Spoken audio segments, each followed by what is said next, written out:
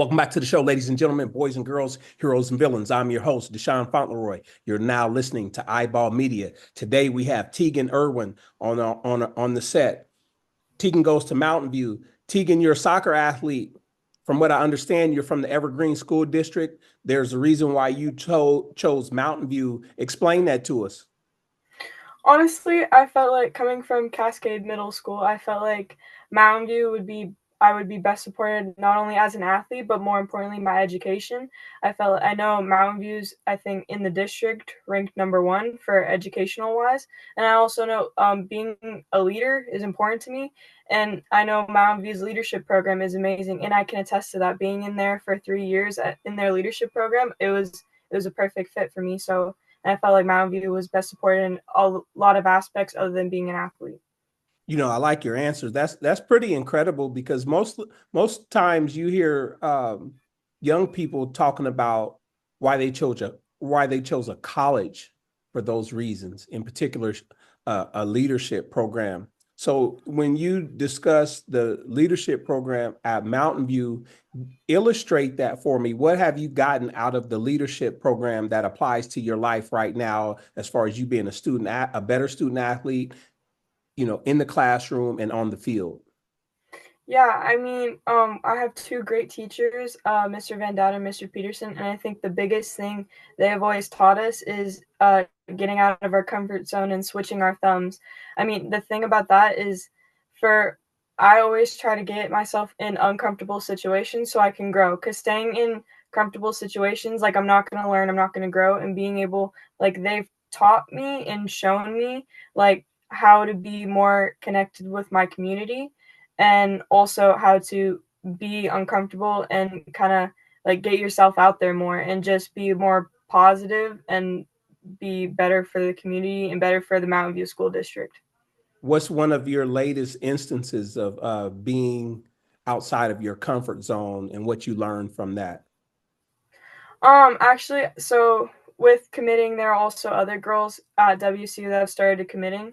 And for me, I felt like it was important to kind of build a relationship with those girls. So that way, when we come in, it's not just like, oh, you're going to be my teammate. So I started reaching out to them. And for me, like, especially in this generation where it's a little bit like over the phone and not really much like real communication, like, I felt like I got out of my comfort zone and I reached out to them and started like communicating and talking with them just so that way, like, we can start building those connections and relationships now. Yeah, I like that. Outside of the leadership program at Mountain View, how has your family helped develop you into the leader or the young woman that you are today? Man, that's an awesome question. I always love talking about my family because, so I have a twin sister and a little brother, and then I live with mom and dad. But I think the biggest thing for me is my family balances each other out perfectly, and we're such a well-connected family. Like, my best friend is my dad, hands down. I could sit here and talk about him for hours because I he's been such a big influence on my life. He's always been there for me, first of all, but second of all, he's always pushed me to be better and never settle for less, and to just never give up on your dreams and goals. My mom more, she's kind of been that even ground and been that kind of one to always keep me humble and to always like keep it realistic. And not only that, but like she'll always talk with me through things. She'll always weigh the pros and cons. She'll keep it real. My sister, now she's been there for me day one, like, because we're twins, we've been there together since through it all. And like, so I had a serious injury back in middle school, but like she especially, like, she kept pushing and she kept pushing me and helping me. And not only that, but like she's been the biggest support, like, and I feel like not a lot of times that happens, where like sometimes it's very more competitive within sisters and twins to be like, oh, one twin's better than the other. But like for her and I, like, we both have our strengths, we both have our weaknesses, and she just does such a good job of always being there for me. Like, she's my number one biggest fan, and like I would not be here without her. Like, and and stuff like that. My little brother, like, he's the funniest guy you will ever meet. Like, Hmm. I wish he was here because he would be cracking jokes. Like, he's amazing. And it's just stuff like that that my family all together, like with different parts, have just been here for me and helped me, like, kind of work through my process of life. And they've all, like, grown me into a better person than what I started at. And, like, I don't know. It's just I feel very fortunate to be where I'm at, but I think more importantly is I'm more fortunate with a great support system at home. Yeah, I like how you said how your dad is your best friend. What's your dad's name? Josh Irvin. Josh. Shout out to Josh. I like that.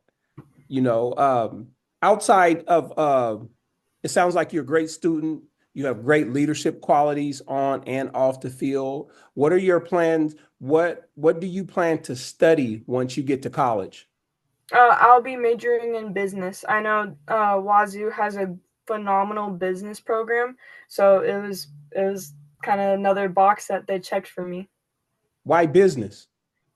I felt like it'll best be suited to set me up for the future. My goal is I want to continue through soccer, whether as a player or within like working with the soccer, because for me, like soccer is the biggest piece of my life. And I know like I won't be able to play forever, but that doesn't mean I can't coach and can't be a part of the program and help kind of build the next generation of soccer players. And I felt like business would be a well-rounded so I can not only know how to effectively run my own business, but if Mhm. I do become a manager or a coach, I can help run their business.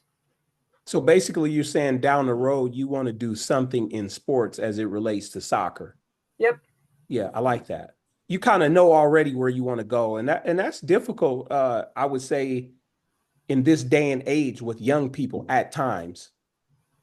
So I think it's good that you have some direction and you're already self-directed. And for me as a coach and a high school track and field coach and talking to recruiters, I know that that's what people are looking for. Young people that come in and they're already self-directed. Those folks tend to be easier to manage, easier to coach.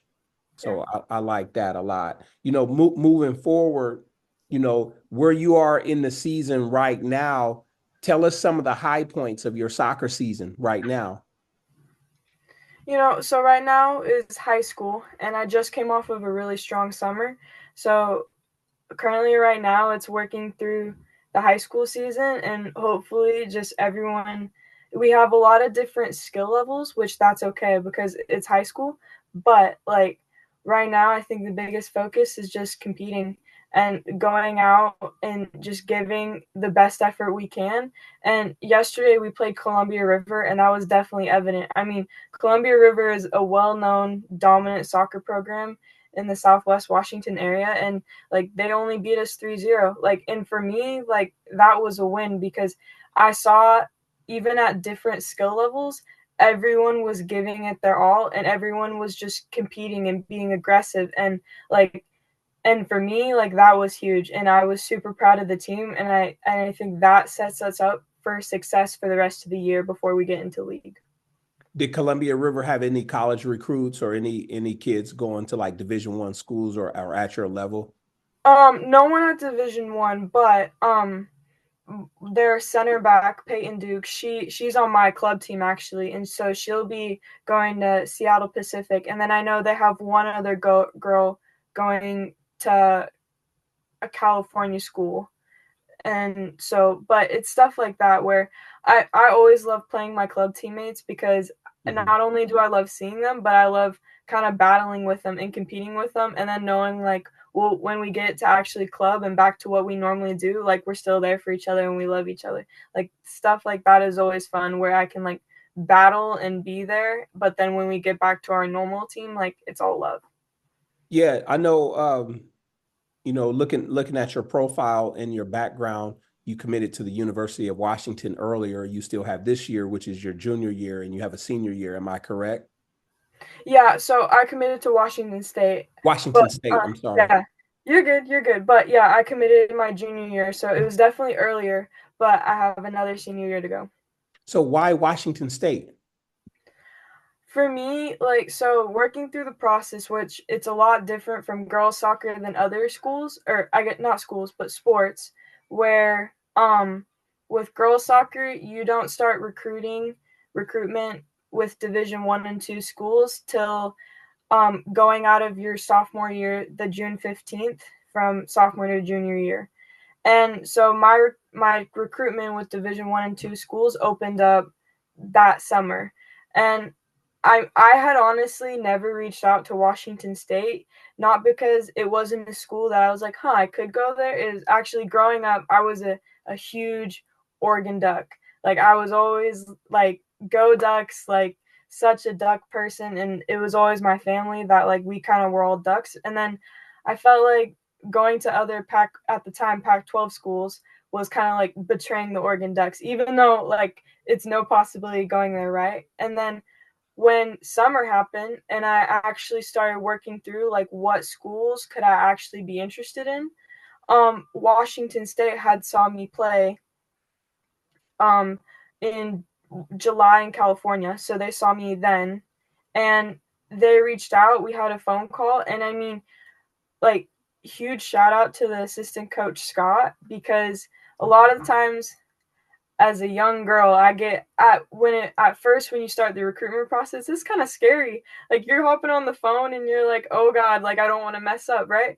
But he did a great job of just giving me like dumb questions just to get me comfortable. Like, what's your favorite candy? And what movies Hmm. do you like? Where other schools, Right. like, they'll be like, describe yourself as a soccer player. And I'm like, I just started. I don't know what you want me to say. Like, whereas he just made me so comfortable, and just, it was such a fluent conversation that, like, in my head, I was like, huh, okay, I think that's interesting. And then from there, he really liked me and I liked him. And then he connected me with the head coach, Todd, and I loved him. And so I just worked through the process with them. And then I had my official visit August 22nd. Okay. And I had known, like, going into it, they were probably my, like, top one or two option. And the plan originally was to just work through the process. And I probably, like I had said, like, I probably am not going to commit maybe till December.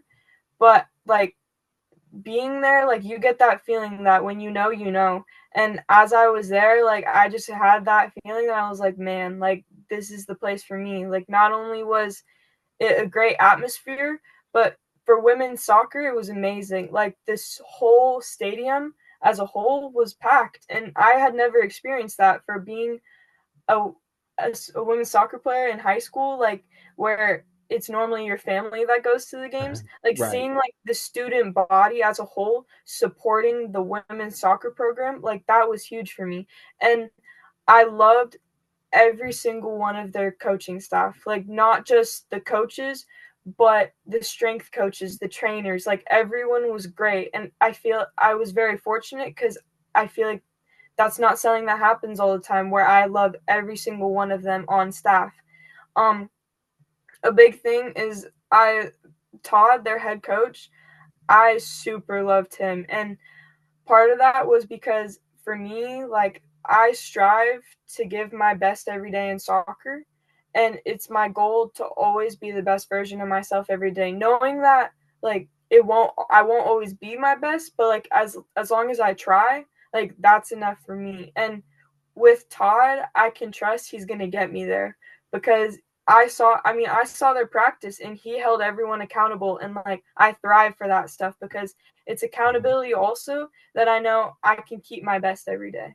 And it was just those little things that I was like, that I found important to me, that I knew, like, Washington State was the place for me.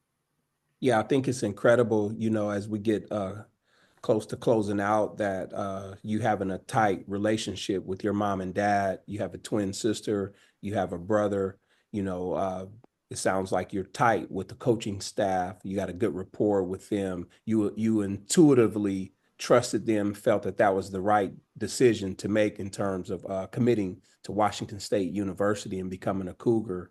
It sounds like you're headed in the right direction.